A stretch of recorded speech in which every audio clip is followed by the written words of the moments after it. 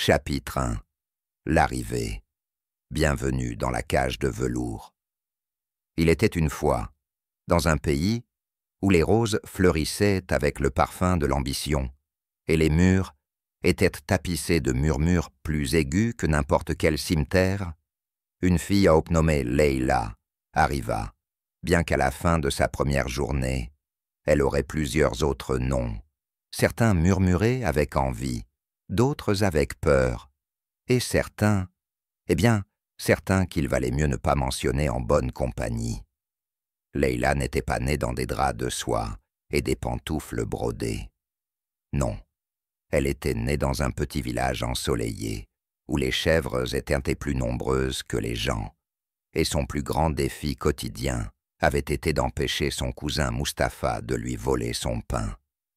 La vie avait été simple, jusqu'à ce qu'elle ne le soit plus. Un après-midi fatidique, alors que Leila fredonnait une chanson sur les abricots et le désespoir existentiel, un groupe d'hommes avec des moustaches impressionnantes et un nombre suspect de ceintures brillantes était arrivé, avait dit quelque chose à propos de taxes et de tribus. Et soudain, Leila s'était retrouvée sur un chameau, en route pour Istanbul, la ville des minarets, de l'intrigue, et apparemment de l'eyeliner excessif. Maintenant, imaginez ceci. Leila, à peine 16 ans, serrant un petit paquet des vieux foulards de sa mère, les yeux grands ouverts comme une chèvre effrayée par un orage, franchissant les grandes portes du palais de Topkapi. Si elle s'était attendue à quelque chose sorti d'un conte de fées, avec des fleurs et de la musique douce, elle s'était lourdement trompée. L'air sentait un mélange complexe d'eau de rose, de sueur et d'ambition à peine contenue. Les murs étaient hauts, les portes encore plus, et les gardes, oh les gardes, se tenaient comme des statues sculptées dans un mépris pur, leur regard promettant que toute pensée insensée serait rapidement corrigée, de préférence avec un regard capable de geler de l'or en fusion. Elle avait à peine mis les pieds à l'intérieur qu'elle fut immédiatement emportée par une femme si drapée de soie qu'elle ressemblait à un magasin de tissus ambulants. Cette femme s'appelait Fatma la Formidable, la principale préposée du palais, et, à tous égards, la PDG officieuse de « N'y pense même pas ». Fatma avait la capacité unique de sourire tout en vous faisant sentir que vous aviez commis 3 crimes et une impolitesse sociale. « Du nouveau gibier, hein ?» Fatma dit, les yeux se plissant, alors qu'elle tournait autour de Leila comme un vautour, évaluant si la chèvre était assez fraîche pour être mangée. Beau visage, dents correctes, pas trop grandes. Oui, le sultan pourrait aimer celle-ci, ou au moins ne pas la jeter dans la buanderie dans la semaine. « Suivez-moi. » Et elle a suivi, à travers des couloirs sans fin, qui semblèrent se multiplier comme les pensées dans un esprit paranoïaque. Les murs étaient ornés de mosaïques complexes, des motifs floraux, des arabesques, et l'occasionnelle représentation sinistre d'un paon qui semblait connaître vos secrets. Tous les quelques pas, une autre servante apparaissait, portant des plateaux de douceur ou des draps pliés, sans jamais croiser le regard, se déplaçant avec l'efficacité silencieuse de fantômes bien entraînés. Leila essayait d'absorber tout, les lustres scintillant comme des gouttes de pluie gelées, le parfum de cardamome et de clous de girofle, les rires étouffés venant de quelque part qu'elle ne pouvait pas voir. Elle trébucha une fois, juste une fois, mais cela suffisait pour qu'un eunuque à proximité la regarde avec une telle déception intense qu'elle se sentit obligée de s'excuser auprès du sol.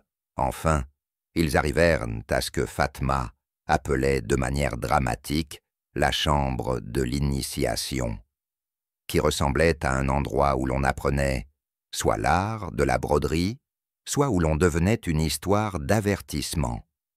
La pièce était vaste, tapissée de miroirs et de divans rembourrés, et déjà remplie d'autres filles, certaines bavardant avec excitation nerveuse, d'autres assises silencieusement, avec des yeux qui avaient trop vu et des bouches qui semblaient cousues de secrets.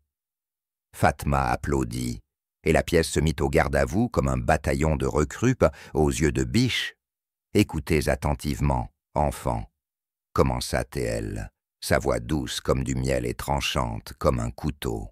« Vous faites maintenant partie du harem impérial, le club le plus exclusif auquel vous n'avez jamais demandé à adhérer. Ici, vous apprendrez les arts du raffinement, de l'obéissance, et, si vous avez de la chance, comment sourire tout en complotant la chute de quelqu'un. Vous ne vous élèverez ou ne chuterez pas seulement par la beauté, mais par l'esprit, le timing et la capacité à avoir l'air innocent tout en écoutant aux portes. Vous n'êtes pas ici pour rêver, tu es ici pour survivre, » Leila déglutit. La survie ressemblait à un emploi à plein temps. Fatma continua, comptant sur ses doigts, comme un marchand faisant ses comptes. Règle numéro 1, ne pas attirer l'attention à moins que ce ne soit le bon type d'attention. Règle 2, ton odeur compte plus que ton âme.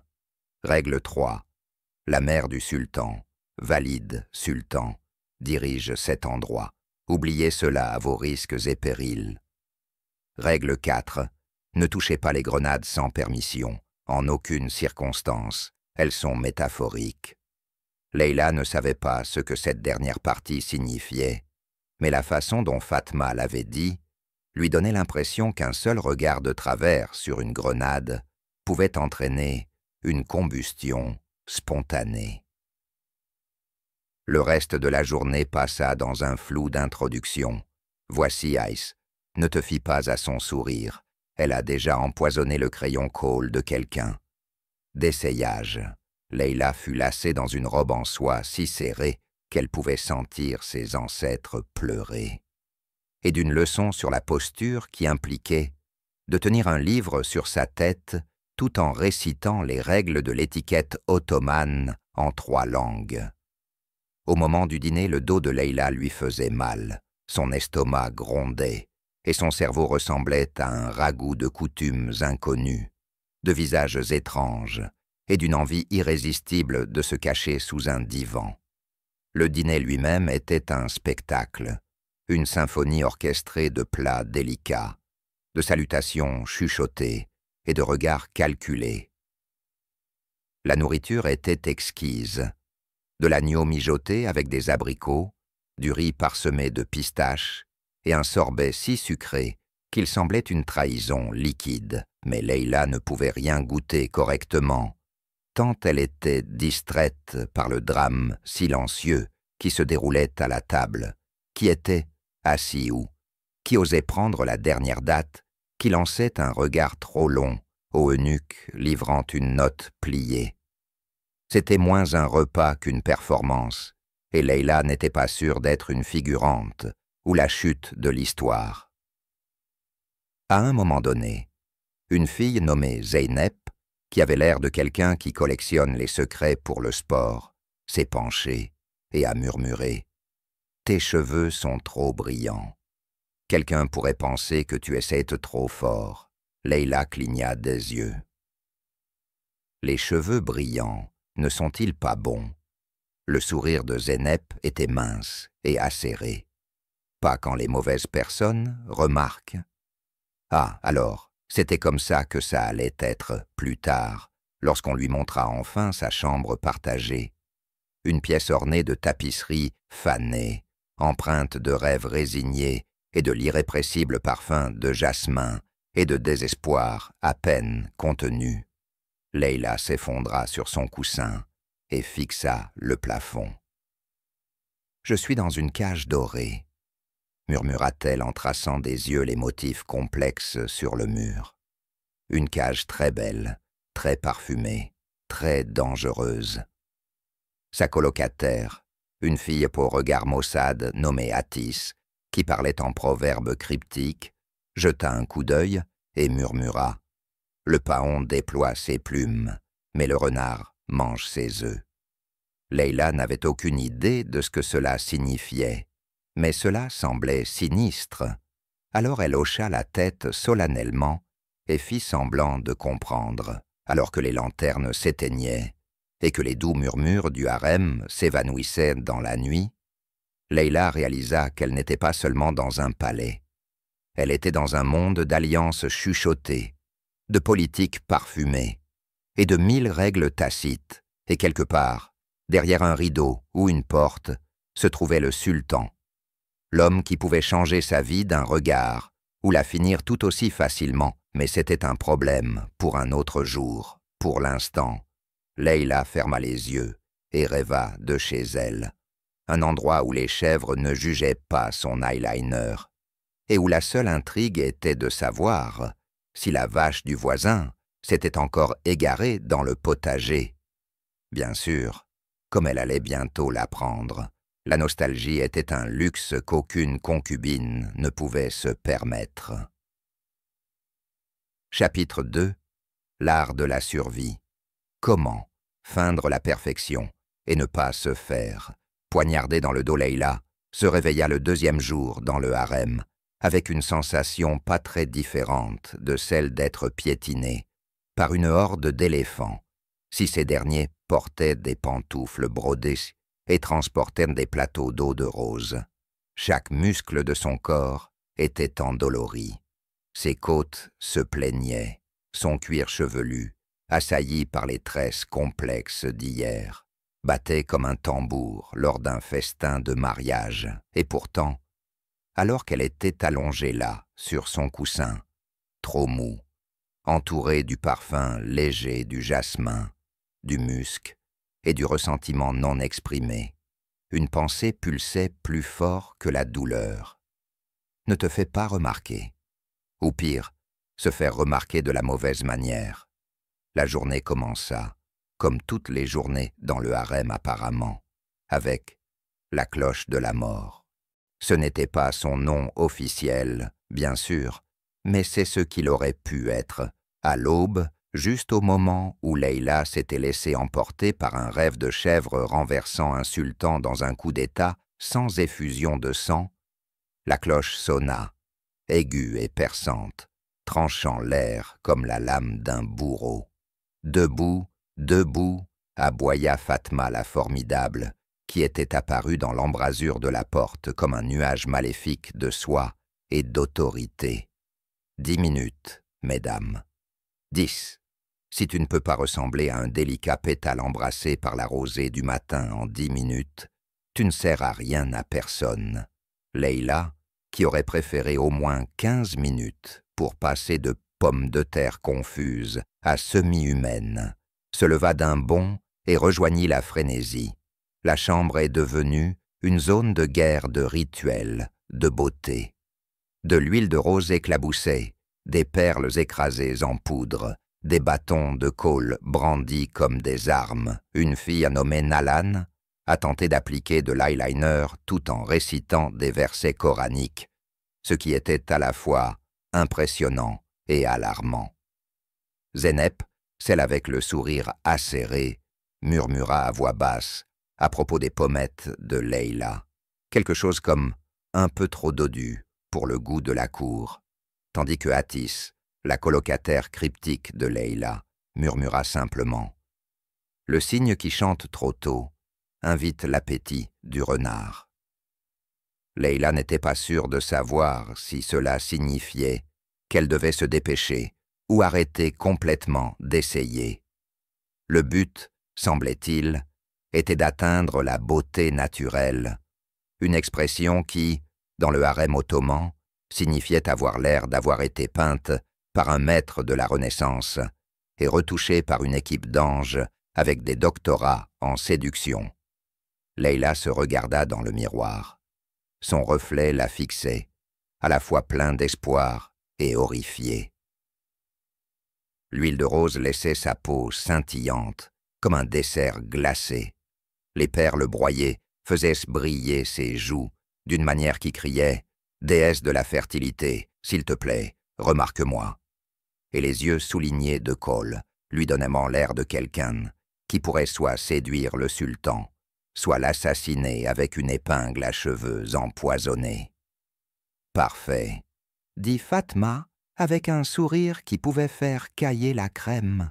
« Maintenant, rappelez-vous, mesdames, ce n'est pas seulement votre apparence, c'est la façon dont vous glissez, épaules en arrière, menton baissé, yeux comme si vous cachiez au moins un secret dangereux. » Leila essaya, oh comme elle y a essayé, mais glisser, il s'est avéré, n'était pas une compétence qu'elle avait maîtrisée dans son village.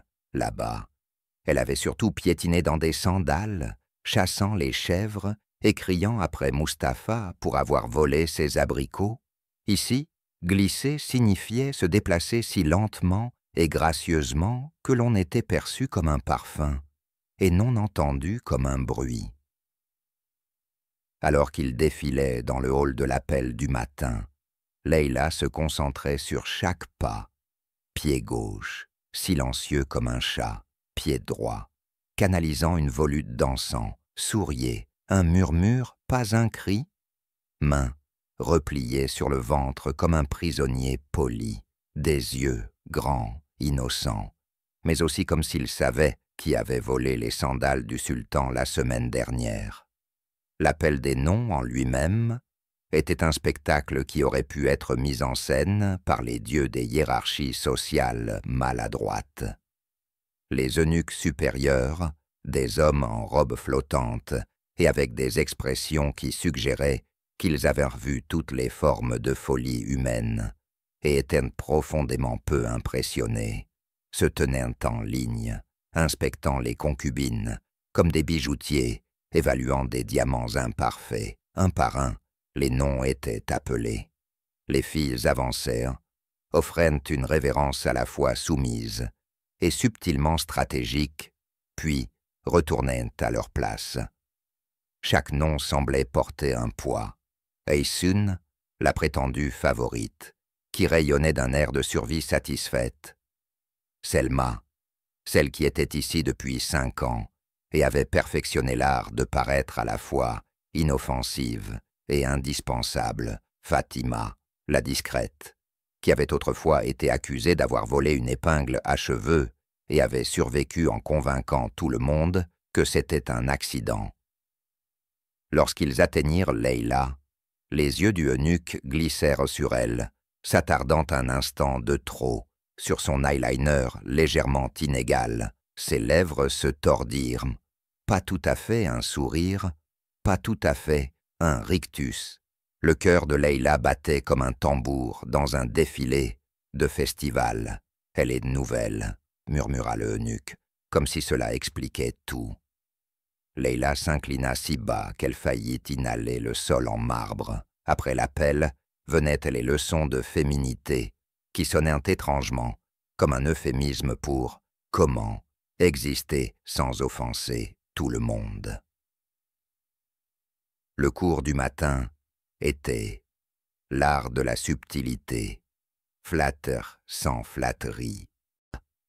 Les compliments sont des dagues, commença l'instructrice, une concubine plus âgée d'une élégance terrifiante, nommée Gulnas l'implacable, sa voix semblable à du velours sur de l'acier.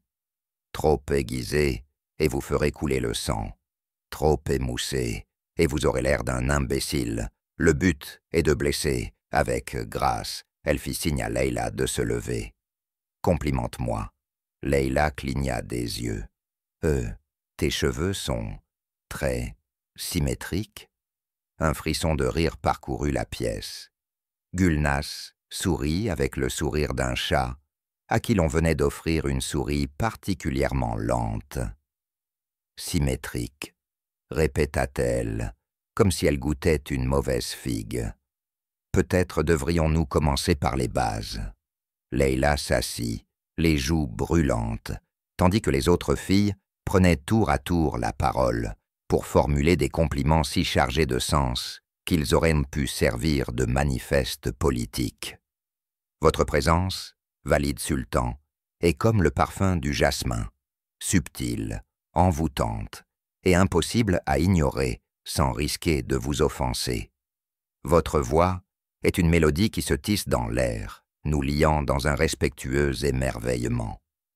Votre sagesse, honorable dame, est la lumière qui guide nos modestes pas, comme la lune illuminant le chemin du voyageur humble.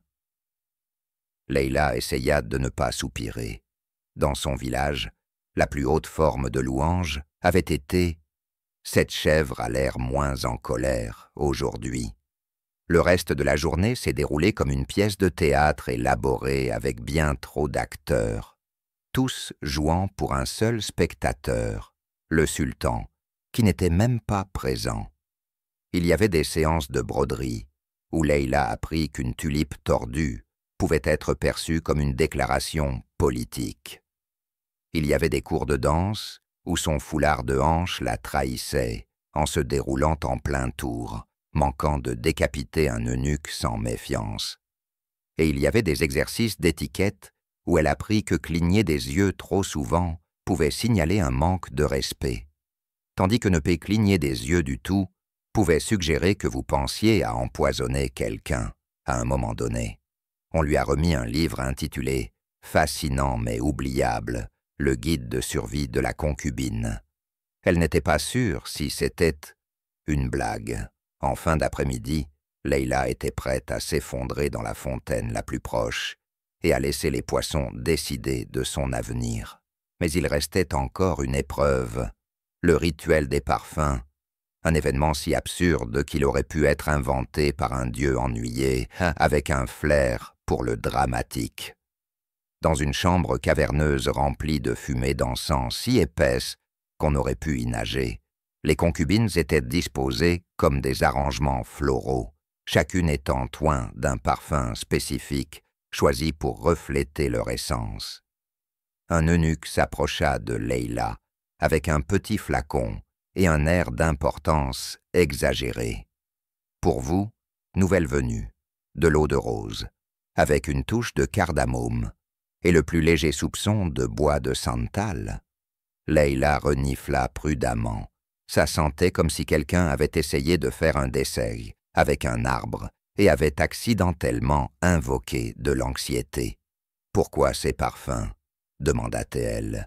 Le eunuque haussait un sourcil, rose pour la beauté, cardamome pour l'intrigue, santal pour le poids des ambitions non exprimées, et la plus légère note de survie. Leila cligna des yeux. Ça sent le regret. Precisely. Alors que le soleil plongeait sous l'horizon, projetant de longues ombres à travers les treillis du palais, Leila retourna dans sa chambre, épuisée, parfumée et complètement confuse quant à sa place dans le monde.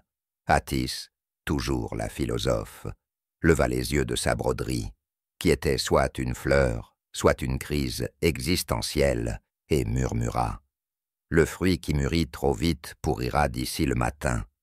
Leila soupira, s'affaissa sur son coussin et fixa le plafond. La survie, semblait-il, ne dépendait ni de la beauté ni du talent.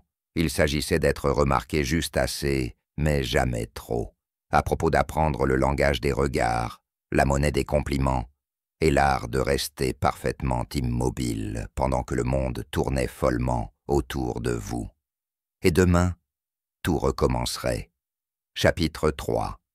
Les chroniques du hammam, Chuyen, au Natama, le hammam, ce lieu mythique de purification, de pouvoir et de gommage passif, agressif, où la frontière entre une journée au spa et les manœuvres politiques est aussi fine que le voile de vapeur qui s'accroche au mur de marbre. Le troisième jour de Leila dans le harem commença par une odeur si intense qu'elle semblait contourner complètement ses narines et frapper directement son cerveau. C'était du jasmin, oui, mais aussi du citron, de la lavande et le fantôme persistant de l'ambition. C'était une odeur qui murmurait « Aujourd'hui, tu feras soit un ami, soit un ennemi, soit une éruption cutanée de longue durée. » Leila avait été traînée, enfin, escortée avec grâce, au bain public par Fatma la formidable et une équipe de eunuques qui se déplaçaient avec la précision des pièces d'échecs dans une partie où la reine gagnait toujours. « Bienvenue au hammam », intonna Fatma, les bras étendus comme une prêtresse, devant un autel de vapeur parfumée. « C'est ici que nous purifions le corps, point et parfois l'âme, bien que les résultats puissent varier. » Le bain était une vaste chambre de marbre et de feuilles d'or, avec des fontaines bouillonnant comme des commérages, des carreaux si complexes qu'ils semblaient peints à la main par des stagiaires célestes, et un brouillard oppressant qui faisait sentir à Leïla qu'elle avait erré dans les selles d'un géant très riche et très nerveux. Les femmes glissaient à travers la brume comme des fantômes de soie, leurs serviettes brodées s'accrochant artistiquement à leur corps, artistiquement bien sûr, car l'art de draper une serviette était une compétence essentielle dans le harem, trop lâche, et vous aviez l'air négligé, trop serré, et on vous accusait de faire des efforts. Le juste milieu se situait quelque part entre « Oh, je n'avais même pas remarqué que j'étais radieuse » et « Oui, je m'hydrate avec les larmes de mes rivales. » La serviette de Leïla, bien sûr, l'a trahi. Elle a glissé, elle a flotté, elle a réussi à attraper le coin d'une table basse et s'est déroulée dans une série de pirouettes tragiquement comiques qui l'ont laissée debout au centre de la pièce comme une poule plumée dans un marché aux fleurs. Des soupirs qui rirent. Une vieille concubine nommée Hafiz la murmureuse, qui avait environ 300 ans, et dont on disait qu'elle avait survécu à 4 sultans, leva simplement un sourcil si hautement que Leïla sentit son estime de soi se briser comme de la poterie bon marché. « Oh là là !» dit Fatma, la voix pleine de sarcasme, au point de noyer un chameau. « Peut-être aimeriez-vous montrer comment ne pas entrer dans un hammam ?» Leïla murmura une excuse d'une voix si petite qu'elle aurait pu tenir sur une lentille. Et ainsi commencèrent les chroniques du hammam, une saga d'une journée de frottement, de glissade et de survie lors de l'événement le plus dangereux du calendrier du harem, la politique à poil. Le rituel du Loufa Leïla fut déposé sans cérémonie sur une dalle de marbre chauffée, connue sous le nom de Göbek Taşı, la pierre du nombril. C'était chaud, oui, mais aussi impitoyable, comme le giron d'une grand-mère, ancienne, qui sentait légèrement le savon et la déception. « Frottez-la », ordonna Fatma, en faisant signe aux servantes, qui étaient de jeunes filles, avec des expressions si sereines qu'elles en devenaient presque inquiétantes, comme si elles avaient tout vu, jugé et passé à autre chose. La première frotteuse, une fille nommée Aïline, manie sa fleur de douche comme une arme de destruction massive de peau. Avec un enthousiasme frôlant le fanatisme religieux, elle attaquait la peau de Leïla comme si elle essayait d'effacer tout son village de ses pores. Doucement, Leïla poussa un cri, mais Aylan ne fit que sourire, avec le sourire serein d'une fille qui n'avait pas de temps à perdre avec des demandes, et reprit le frottement avec l'intensité d'une femme polissant une voiture royale. Leïla pensa à crier, mais elle soupçonnait que cela ne ferait que la faire paraître faible, ou pire, nouvelle. Pendant ce temps, les autres concubines observaient, comme un jury, chaque regard, un verdict silencieux. Aïsson la radieuse se prélassait à proximité, sa peau rayonnant d'une aura qui suggérait qu'elle avait été baignée de lumière lunaire et de confiance en soi. Zeynep, la venimeuse, sirotait de l'eau citronnée, ses yeux suivant paresseusement Leïla comme un chat, décidant de sauter ou de faire la sieste. Atis la cryptique récitait, bien sûr, un proverbe dans un coin. Le poisson qui nage trop près du rivage se retrouvera dans le panier du pêcheur, murmura-t-elle, ce qui n'était utile à absolument personne. Leïla essaya de paraître nonchalante, bien que la fleur de douche ait atteint un niveau de frottement qu'elle était assez certaine de violer au moins 2 traités internationaux. Vapeur, manigance et regards en coin. Après le gommage venait le sauna, un rituel qui consistait à s'asseoir dans une petite chambre si humide qu'elle aurait pu faire fondre de l'acier, tandis que des assistants versèrent de l'eau sur des pierres chaudes, libérant des nuages d'oppression parfumés au jasmin. C'est ici, dans la chambre de vapeur des secrets, que la vraie politique a commencé. Les conversations flottaient à travers la brume, chacune étant chargée de significations cachées. « As-tu vu qui a reçu la grenade supplémentaire au petit déjeuner ?» Traduction. « Elle monte. Regarde-la. J'ai entendu dire que le sultan préfère les filles avec des chevilles délicates. » Traduction. « Mieux vaut cacher ses chevilles potelées, sinon c'est corvée de lessive pour toi. » Le chat de la valide sultan a été malade. Un tel présage. Traduction. Quelqu'un va être rétrogradé. Leila, nouvelle et naïve, essayait de suivre les fils, mais c'était comme tenter d'écouter une volée de perroquets tout en étant lentement pochée. Haïsoun passa en flottant, s'arrêtant juste assez longtemps pour murmurer « Tu es assise à ma place de vapeur. » Leila cligna. « Ton... quoi ?»« Mon endroit vapeur. » Haïsoun répéta, sourire aiguisé comme un cimeterre. « Tout le monde sait. Le coin avec la condensation optimale pour une peau radieuse. » Ne me fais pas répéter. Leila, ne sachant pas si elle était menacée ou hydratée, s'éloigna si vite qu'elle faillit glisser sur une tache de sabotage parfumée au citron. L'heure du thé, avec une touche de trahison. Après le hammam, les concubines se réunirent pour un thé à la menthe et des potins, s'étendant sur des coussins moelleux qui murmuraient à la fois luxe et légère paranoïa. Leila, encore humide et légèrement exfoliée à un pouce de sa dignité, sirotait son thé avec précaution, seulement pour se retrouver au milieu d'un champ de mines verbales. « As-tu entendu ?» murmura Zeynep, en remuant son thé comme si elle complotait. « Un coup d'État. Que la nièce de Hafizé a reçu une rose du sultan. » Des soupirs. Une fille a laissé tomber sa tasse de thé. Une autre s'étouffa avec une date. « Impossible, » chuchota Eileen, les yeux écarquillés. « Oh, c'est tout à fait possible, » répondit Zeynep, sa voix aussi lisse que la surface d'une coupe empoisonnée. « Et ils disent qu'elle a un talent pour le oud. » Leila, ne sachant même pas ce qu'était le oud. Un instrument à cordes, un parfum, un code mystique pour suspectement fertile, décida de hocher la tête avec sagesse. Atis se pencha, sa voix si basse qu'il aurait presque fallu un scribe pour l'enregistrer. La rose est un message, l'oud est un avertissement, et le thé... Elle s'arrêta, regardant la tasse de Leila.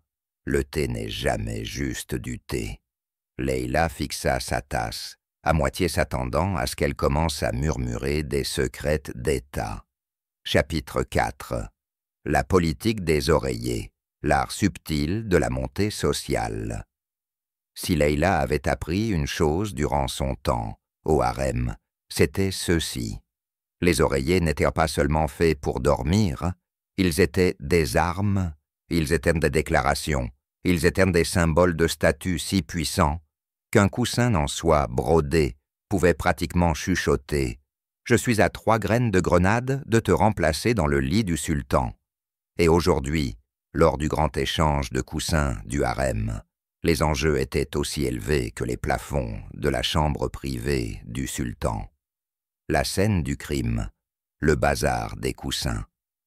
Tout a commencé dans la salle des oreillers, un endroit qui semblait doux, innocent, presque adorable. Ce n'était rien de tout cela. Imaginez un marché rempli de rangées de coussins, en velours, soie et brocart, chacun plus ostentatoire que le précédent, où chaque femme errait avec une expression « d'indifférence feinte, sauf pour les yeux, qui furent têtes comme ceux d'un chat, sachant exactement où se cachent les souris. La pièce était un chaos enveloppé de franges. Les concubines tournaient autour des présentations, comme des faucons, laissant derrière elles un parfum d'eau de rose et une ambition à peine dissimulée. Des coussins brodés de fils d'or murmuraient « Cela pourrait être votre avenir ». Celles remplies de duvet de cygne murmuraient « Assez douce pour la tête du sultan, si vous savez comment négocier ». Et puis, il y avait les coussins modestes, des choses simples, beiges, remplies de ce qui aurait pu tout aussi bien être de la paille hachée.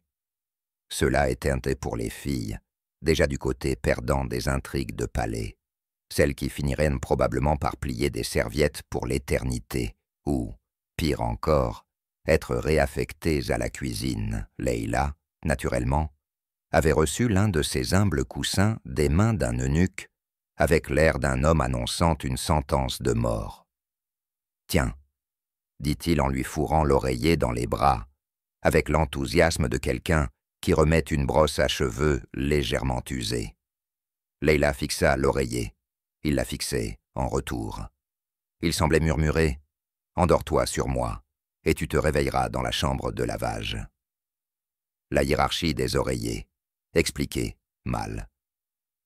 Fatma la formidable entra dans la pièce, à ce moment-là, ses manches traînant derrière elle comme les bannières d'un général conquérant. « Mesdames, annonça-t-elle, la voix assez tranchante pour couper des grenades en plein vol. La leçon d'aujourd'hui est simple. Votre oreiller est votre position. Il reflète votre place dans le harem. Cela annonce votre valeur sans que vous ayez à dire un mot.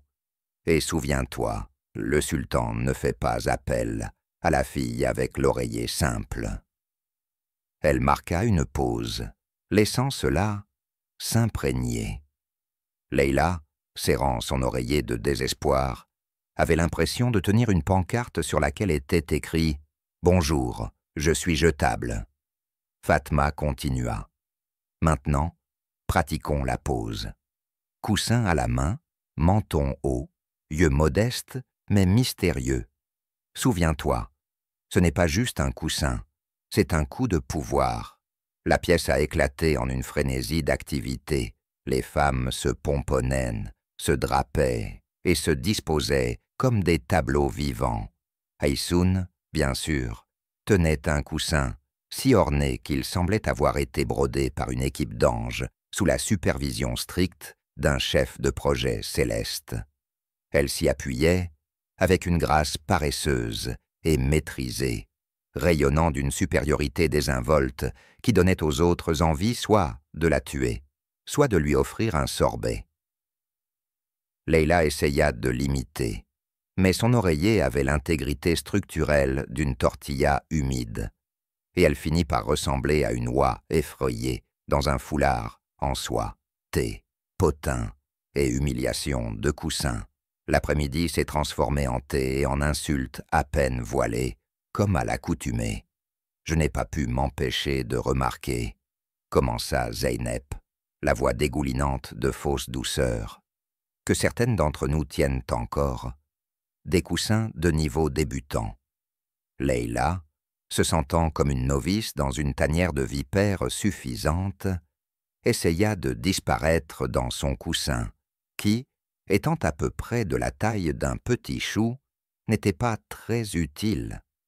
Atis, toujours la poétesse cryptique, s'approcha et murmura « Le plus petit coussin peut cacher l'aiguille la plus acérée. » Leïla n'était pas sûre si c'était un encouragement ou une menace, mais elle hocha la tête de toute façon. Dans le harem, il valait mieux être d'accord avec tout, à moins d'être certain que cela vous empoisonnerait. Le vol de l'oreiller, une histoire de mise en garde. Chaque concubine connaissait l'histoire de Nigar la Hardie, qui, il y a des années, avait tenté l'impensable. Elle avait volé un oreiller supérieur dans la réserve privée de la valide sultan. La légende disait qu'elle s'était glissée dans la salle des oreillers la nuit, déguisée en servante innocente, et avait échangé son propre oreiller, triste et bosselé, contre un si luxueux qu'on disait qu'il était rembourré avec des plumes de phénix et les soupirs de rival vaincu. Le lendemain matin, Nigar se présenta à l'appel avec l'oreiller amélioré, souriante comme si elle venait de résoudre l'énigme de l'univers. On ne la revit jamais. L'histoire était un conte de mise en garde, chuchoté de fille en fille, comme un rappel. L'ambition est une chose délicate. Cela peut vous élever assez haut pour toucher les étoiles, ou vous faire plier dans un tapis et livrer au Bosphore. Leïla gardait ses mains fermement sur son propre oreiller, même si l'idée d'un échange sournois dansait au fond de son esprit comme un petit renard dangereux. Chapitre 5. Le secret de la favorite du sultan. La journée commença, comme la plupart des journées dans le harem, par un scandaleux manque d'espace personnel. Leïla se réveilla, emmêlée dans les plis de sa propre robe de soie, un oreiller à moitié l'étouffant, et le pied d'Aysoun fermement planté dans ses côtes. « Dégage, paysanne », murmura Aysoun dans son sommeil, comme si elle conquérait l'immobilier ottoman même dans ses rêves. Leïla soupira et se détacha du divan, se préparant mentalement pour une autre journée d'intrigues politiques, de cérémonies de thé passives agressives et de la peur omniprésente d'être réaffectée à la tâche de distribution des serviettes. Mais aujourd'hui, il y avait une nouvelle tension dans l'air, un parfum, un murmure, une rumeur si alléchante qu'elle aurait pu être parfumée à l'huile de rose, à l'ambition et à une pointe d'arsenic. La favorite du sultan, la légende insaisissable, intouchable, à la peau douce elle-même, était introuvable. La légende de la favorite. Dans le harem, la favorite n'était pas tant une personne qu'une institution. Elle était l'élue, loin, la femme qui pouvait éternuer sur un eunuque et faire déclarer cela un acte de parfum divin. Son nom, Fahima des chevilles légendaires, une femme d'une beauté si époustouflante que même le perroquet de compagnie du sultan aurait prétendument cessé de répéter des insultes lorsqu'elle passait. Fahima avait tout, une robe brodée de fils d'or et de perles si denses qu'elle avait besoin d'un serviteur supplémentaire juste pour porter ses manches, un lit couvert de soie importé de la Lune, ou du moins, c'est ce que les rumeurs disaient, un jardin privé où les roses fleurissaient toute l'année, peut-être par pur effroi. Et maintenant, elle avait disparu. L'enquête commence. Naturellement, Fatma, la formidable, a déclaré un sommet obligatoire de coussins dans la grande salle. « Mesdames », tonna-t-elle, sa voix résonnant comme le fracas d'un gong cérémoniel, trempé dans le sarcasme. La favorite est portée disparue. Ce n'est pas un exercice, c'est une opportunité pour certains d'entre vous. Les concubines se mirent immédiatement à paniquer et à jouer en même temps. Aysoun perfectionna son expression tragiquement préoccupée, avec une seule larme scintillant au coin de son œil, comme un bijou bien placé. Zeynep chuchota dramatiquement. « Crée que Lahan Yevado ». Hatis murmura depuis son coin. La bougie qui brûle le plus fort s'éteint en premier. Leïla, ayant maîtrisé l'art de la survie silencieuse, regardait simplement son thé et essayait de paraître intéressante, mais pas trop intéressante. Les théories abondent. Les théories sur la disparition de Fahima se répandent plus vite que les poux lors d'un tournoi de bataille de coussins. Kidnappés par des espions vénitiens. Possible, ils avaient un penchant pour les scandales exotiques, emportés par le sultan lui-même vers un palais secret en forme de tulipe géante. Un classique, transformé en fantôme par le mauvais œil de la valide sultan. C'était la théorie d'Aïlin, et elle la chuchota avec la conviction de quelqu'un qui avait lu exactement un livre sur la magie et avait décidé que tout était vrai. Mais la théorie la plus dangereuse, celui que personne n'osait dire à voix haute, mais que tout le monde pensait, que la favorite était tombée en disgrâce, ce qui signifiait que le sultan était disponible. Le léger déplacement des coussins, l'affûtage des sourires, l'apparition soudaine d'un peu plus d'huile de rose derrière les oreilles. Chapitre 6. La lettre interdite, des secrets qui pourraient en faire éclater le harem. Cela a commencé, comme beaucoup de catastrophes dans le harem, avec un morceau de papier apparemment innocent. Leila le trouva glisser sous son oreiller. Oui, cet oreiller maudit et bosselé qui avait été un thème récurrent de sa souffrance. Le parchemin était plié soigneusement, comme une petite bombe polie, et scellé avec une empreinte de cire en forme de tulipe, de manière suspecte. Maintenant, les tulipes à la cour ottomane étaient beaucoup de choses, un symbole de beauté, une métaphore de l'amour éphémère, une raison de s'arracher les yeux lors de la compétition annuelle de jardinage du sultan. Mais dans ce cas, la tulipe semblait murmurer « Ouvre-moi, et ta vie ne sera plus jamais la même. » Naturellement, Leila l'a ouverte, et naturellement, c'était une terrible, terrible erreur. La lettre qui pourrait mettre fin aux empires, ou du moins à votre statut social. Le contenu de la lettre était point inattendu. Cela commença dans une élégante calligraphie ottomane en boucle, chère fleur du jardin, éclairée par la lune.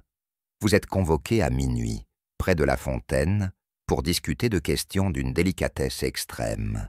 Ne le dis à personne, viens seul, apporte de l'eau de rose et un sens de la discrétion, si vous pouvez y parvenir. À vous, un ami.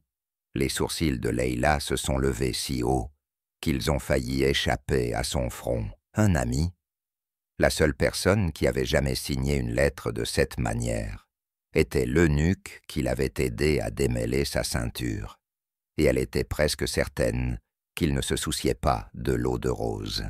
Sa première pensée, c'est un test, c'est toujours un test. Sa deuxième pensée, ou c'est un piège, ou c'est une opportunité, ou c'est un piège qui ressemble à une opportunité, mais qui est en réalité un test déguisé en piège. Bienvenue dans le harem, ou même une liste de courses pourrait être un complot d'assassinat codé. Le grapevine du harem, plus vite que la lumière.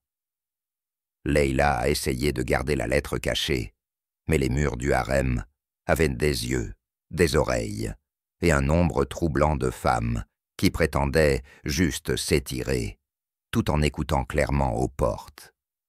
En quelques minutes, des chuchotements commencèrent à se glisser à travers les halls de marbre comme des serpents parfumés. « As-tu entendu? Leila a reçu une lettre. Une lettre? De qui? D'un ami. Tu sais ce que ça veut dire? Cela veut dire qu'elle est probablement morte d'ici le matin. » Fatma la formidable l'entendit en quelques secondes.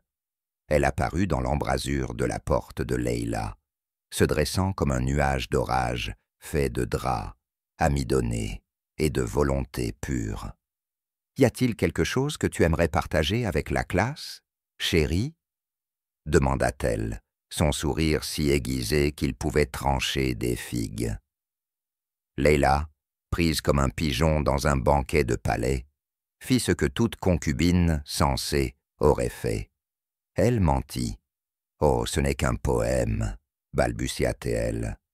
Vous savez, à propos de tulipes et du temps.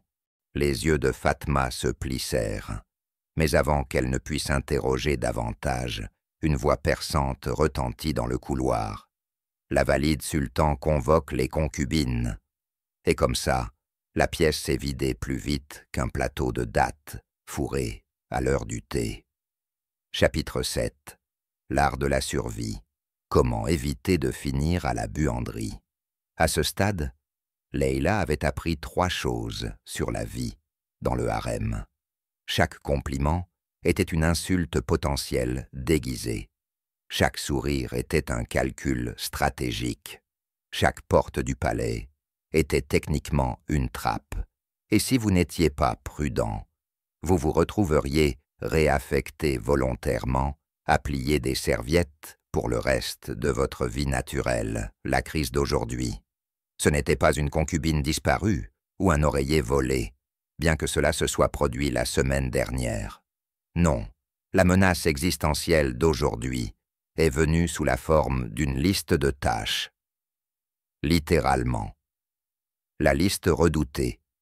Leïla profitait d'un rare moment de paix, étendue près de la fontaine, grignotant une figue qui était peut-être, ou peut-être pas un pot de vin d'un admirateur inconnu, quand Fatma la formidable fit irruption dans la cour, comme un nuage d'orage fait entièrement d'amidon et de désapprobation. « Attention, toutes les concubines » tonna-t-elle, tenant un rouleau haut comme un décret divin. La valide sultan a publié la liste mise à jour des devoirs et réaffectations. Chaque femme se figea. Même les pigeons semblaient suspendus en plein vol. Les ailes figées par la terreur, la figue de Leïla glissa de ses doigts et rebondit sur les carreaux comme un petit présage fruité de malheur. Panique dans le harem. La liste, vous voyez, n'était pas une liste ordinaire. C'était la liste, celle qui pouvait décider de ton destin d'un coup de plume. Mettre votre nom du bon côté de la liste, félicitations, vous serviriez du thé aux favoris du sultan, ou broderiez sa robe avec de petites tulipes dorées. Avoir votre nom sur la liste noire, vous plieriez des serviettes humides dans une chambre sans fenêtre qui sentait légèrement le chou bouilli et le désespoir. Ou pire, vous pourriez être envoyé à la salle de lavage. Leïla avait entendu des murmures au sujet de la salle de lavage. Des murmures sombres et terrifiants. Ils disaient que la dernière fille envoyée là-bas avait été tellement blanchie que même son âme sentait le citron. Le théâtre de l'horreur, polie Fatma, savourant la panique collective, commença à lire les noms à haute voix. Ayzoun la radieuse, assignée à servir du sorbet à la rose, au prochain banquet du sultan. Ayzoun rayonnait comme une lampe, alimentée par la suffisance. Zeynep la venimeuse, nommée pour superviser la broderie de la robe de chasse du sultan. Zeynep sourit en coin, planifiant déjà mentalement lequel de ses ennemis se retrouverait accidentellement avec des piqûres d'aiguille. Leïla, de d'où que tu viennes, affectation en attente. Examen complémentaire requis. Le cœur de Leïla tomba dans ses chaussons, en soie. Mission en attente.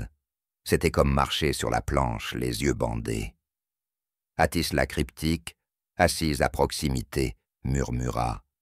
La rivière coule où elle veut, mais certains poissons se prennent dans les roseaux. Leïla décida de ne pas demander de clarification. Le plan. Opération, pas linge. Leïla savait qu'elle avait 2 choix. Accepter son destin et se préparer à une vie de pliage de serviettes et de crises existentielles. Manigance, comme si sa vie en dépendait. Naturellement, elle a choisi la seconde. Sa première escale fut Aileen, la servante, une fille qui savait tout, qui était secrètement amoureuse du chat du sultan et prétendait avoir vu la valide sultan, elle-même éternuer dans un mouchoir, brodé de petits crânes. « Aileen » murmura Leïla. « Que signifie affectation en attente ?» Les yeux d'Aileen s'écarquillèrent. « Cela signifie que tu es dans la zone grise de la valide. Ni favorisé, ni oublié. C'est un test, un piège, ou les deux. » Leïla sentit son estomac se retourner. « Alors que dois-je faire ?» Aileen se pencha, la voix basse. « Tu survis. Et tu survis en étant utile. Trouvez un moyen de vous rendre indispensable. Prouve que tu es plus précieuse que les autres filles. Sois le foulard en soie, pas le chiffon à laver. Leila hocha la tête solennellement, même si elle n'avait aucune idée de ce que cela signifiait. Chapitre 8. Le grand final. Roses, rumeurs et une danse. Légèrement inapproprié, tout a commencé avec une rose. Pas n'importe quelle rose, entendez-vous, mais une rose si parfaitement rose, si absurdement parfumée et si anormalement symétrique qu'elle semblait faire un clin d'œil aux lois de la nature. Leila l'a trouvée sur son oreiller.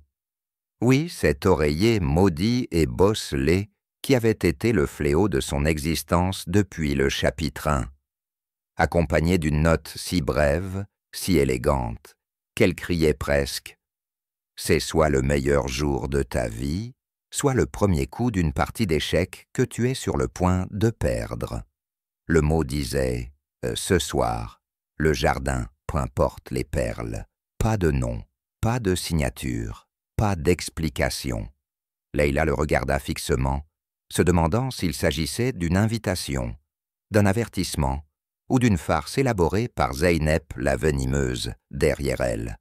Aileen jeta un coup d'œil par-dessus son épaule et murmura « Est-ce ainsi que ça commence ?» L'ascension ou l'assassinat. Leila, toujours l'optimiste, choisit de croire à l'ascension. Le harem se prépare pour le grand banquet. Cette nuit-là, le harem était une ruche d'activité frénétique. La soie bruissait, les parfums emplissaient l'air, et chaque concubine découvrait soudainement un besoin désespéré de ajuster ses ornements capillaires, exactement 17 fois. Aysoun la radieuse sourit à Leila par-dessus un plateau de sorbet à la rose. « Nervieuse, ma chérie, j'entends dire que le sultan a des standards très élevés. » Leila sourit doucement, tout en s'imaginant mentalement en train de balancer le plateau de sorbet d'Aysoun dans le visage d'un eunuque de passage. Fatma la formidable aboyait des ordres comme une générale, se préparant à la guerre. « Mesdames, rappelez-vous, le banquet de ce soir n'est pas juste un repas, c'est une performance, un théâtre de la diplomatie, un ballet de regards, une opéra bourrée de coussins de passivité agressive. Ne me mettez pas dans l'embarras, ni vous-même. » La tête de Leila tourbillonna. Perle, le jardin, la rose, le banquet. On aurait dit qu'elle jonglait avec des torches enflammées, tout en marchant sur une corde raide recouverte de soie, les yeux bandés et peut-être en feu. La rencontre au jardin. À l'heure convenue, Leila glissa dans le jardin, le cœur battant, les perles scintillant à son cou, comme de petites lunes traîtresses, là, parmi les jasmins et le doux murmure des fontaines, se tenait le sultan en personne, vêtu d'une robe si magnifique qu'elle aurait pu rembourser la dette nationale de 3 petits pays européens. Il se retourna, sourit et dit « Ah, Leila, j'ai entendu point beaucoup de choses sur vous. » Le cerveau de Leila s'est immédiatement mis en veille. Ses pensées consistaient en un mantra unique et répétitif. « Ne t'évanouis pas, ne tombe pas dans les pommes, ne tombe pas dans les pommes. » Le sultan désigna le banc. « Cite. » Elle s'assit. Il se pencha en avant, conspirateur. « Dis-moi, Leila, que penses-tu de la loyauté ?» Leila cligna des yeux. Était-ce un test, un piège, un débat philosophique à minuit, sous une pleine lune?